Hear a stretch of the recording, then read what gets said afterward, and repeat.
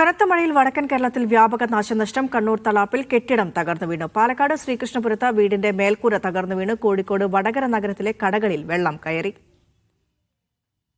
ഇന്ന് രാവിലെ മുതൽ നിർത്താതെ പെയ്ത മഴയിലാണ് കണ്ണൂർ തളാപ്പിലെ ഇരുനില കെട്ടിടവും മതിലും തകർന്നു വീണത്.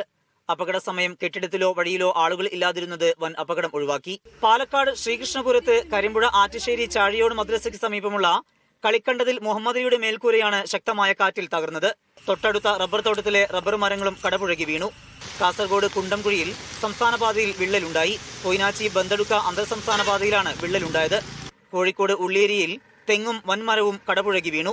വടകര നഗരത്തിൽ വിവിധ കടകളിൽ വെള്ളം കയറി.